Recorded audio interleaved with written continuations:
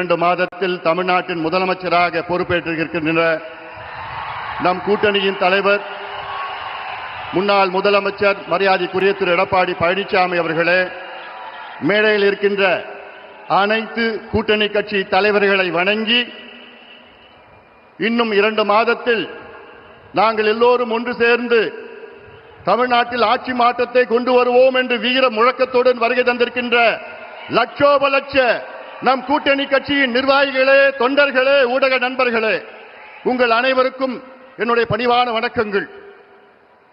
தமிழ்நாட்டில் திமுக ஏன் மீண்டும் ஆட்சிக்கு வரக்கூடாது, தமிழக மக்கள் ஏன் திமுகவுக்கு மீண்டும் வாக்கு போடக்கூடாது என்று பல காரணங்கள் இருக்கிறது.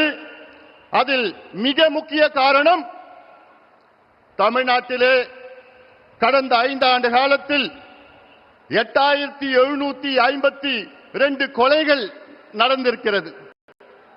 அதாவது சொல்ல போனால் இந்தியாவிலேயே அதிக கொலைகள் மாநிலம் தமிழ்நாடு. இந்த 5 ஆண்டு காலத்திலே நான் எண்ணிக்கையில் சொல்லவில்லை, மக்கள் தொகை அடிப்படையிலே பெர் கேபிட்டா. அதில் 1977 கொலைகள் பெண்களை கொலை செய்திருக்கின்றார்கள்.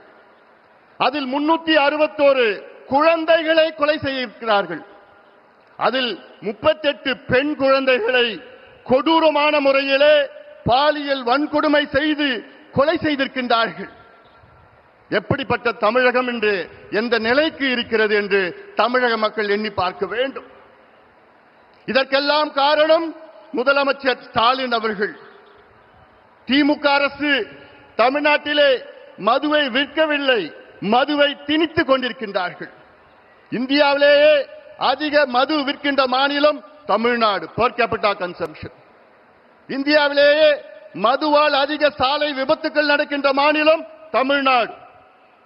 இந்தியாவிலேயே அதிக மக்களுக்கு மதுவால் கல்லீரல் பிரச்சனை, liver problem, cirrhosis of liver, fatty liver இருக்கின்ற மாநிலம் தமிழ்நாடு. அதை பற்றி எந்த கவலை, எந்த அக்கறை இல்லாத ஒரு முதலமைச்சர் ஸ்டாலின் அவர்கள். கடந்த 5 ஆண்டு காலத்தில் இந்தியாவிலே பெண்களுக்கு எதிரான குற்றங்கள் 44,000 குற்றங்கள். அதில் 2200 குற்றங்கள் பாலியல் வன்கொடுமை குற்றங்கள். நினைத்து பாருங்கள். நேற்றைய முன்தினம் மதுராந்தகத்தில் ஒரு 15 வயது சிறுமியை 2 மனித மிருகம் பாலியல் வன்கொடுமை செய்து தப்பித்து விட்டார்கள்.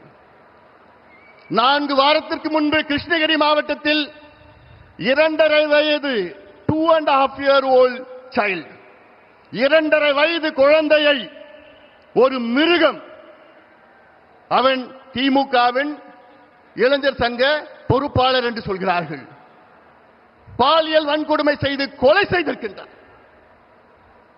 4 மாதத்திற்கு முன்பு கும்முடிப்பூண்டி பகுதியிலே ஆரப்பாக்கம் என்ற கிராமத்திலே 8 வயது குழந்தையை பாலியல் வன்கொடுமை செய்த ஒரு கொடூரன். அண்ணா யூனிவர்சிட்டி பெண்ணை பற்றி நமக்கு தெரியும். யார் அந்த சார் இன்னும் கண்டுபிடிக்கல. கோவை விமான நிலையத்திலே ஒரு பெண்ணை 3 கொடூரன் பாலியல் வன்கொடுமை செய்கின்ற மாநிலம் தமிழ்நாடு. வெட்கக்கேடு அதெல்லாம்.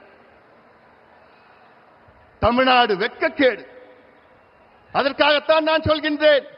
ஆனால் இவ்வளோ கொடுமைகள், பெண்களுக்கு எதிரான குற்றங்கள், பாலியல் வன்கொடுமை நடக்கின்ற நேரத்திலே சொல்வார்கள், அந்த காலத்திலே ரோம் எரிகின்ற நேரத்திலே அதனுடைய மன்னர் நீரோ பிடில் வாசித்தார் என்று. அதைத்தான் இன்று ஸ்டாலின் அவர்கள் செய்து கொண்டிருக்கின்றார்கள். இவ்வளவு பிரச்சனைகள் மத்தியிலே முதலமைச்சர் ஸ்டாலின் அவர்கள் அன்றாடம் ஒவ்வொரு விளம்பர சினிமாவில் நடித்துக் கொண்டிருக்கின்றார்கள். அன்றாடம் பார்த்திருக்கிறோம். விளம்பர காட்சிகளில் நடத்திக் கொண்டிருக்கின்றார், அவ்வளவுதான். ஆனால் நான் கேட்கின்றேன், தமிழக மக்களே, ஒரு மருத்துவனாக நான் கேட்கின்றேன், 3 மகள்களை பெற்ற தந்தையாக நான் கேட்கின்றேன், தயவு செய்து இந்த கொடூரன் திமுக ஆட்சியை அகற்றுங்கள், அகற்றுங்கள். நான் தமிழ்நாட்டில் உள்ள அனைத்து பெண்களை கேட்கின்றேன், அனைத்து பெற்றோர்களை கேட்கின்றேன், அனைத்து மக்களை கேட்கின்றேன். போதும், இவர்கள் ஆண்டது போதும்.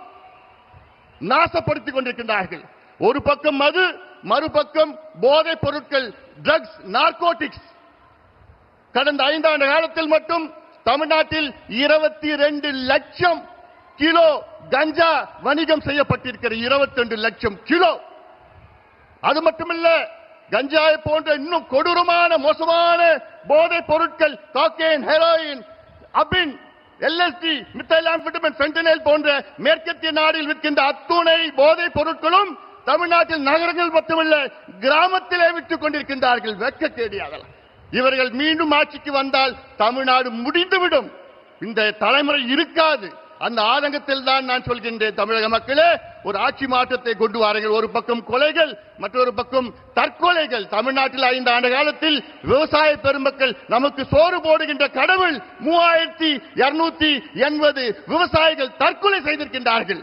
மன்னிக்க கூடாது, மன்னிக்க மாட்டார்கள் விவசாயிகள். தமிழ்நாட்டில் அனைத்து விவசாய பெருமக்களே, உங்கள் பாதங்களை தொட்டு நான் கேட்கின்றேன், நீங்கள் திமுகவை அகற்றுங்கள், விரட்டி அடியுங்கள். அத்தனை விவசாய பெருமக்களும் நீங்கள் முடிவு செய்யுங்கள். நாங்கள் உங்களுக்கு நல்லது செய்வோம். மத்தியிலே நம் ஆட்சி, மாநிலத்திலே நம் ஆட்சி. நம் கூட்டணிக்கு வாக்களியுங்கள். நம்முடைய முதலமைச்சர், வருகால முதலமைச்சர் எடப்பாடி பழனிசாமி அவர்களை தமிழ்நாட்டின் முதலமைச்சராக, ஒரு விவசாயியை முதலமைச்சராக கொண்டு வாருங்கள், வாருங்கள் என்று உங்களை பணியோடு பாசத்தோடு கேட்டுக்கொள்கின்றேன். மண்ணை கொள்ளடிச்சாங்க, மலையை கொள்ளடிச்சாங்க, மரத்தை கொள்ளடிச்சாங்க, திருச்சியில கிட்னியையும் கொள்ளடிச்சிட்டு இருக்கிறாங்க.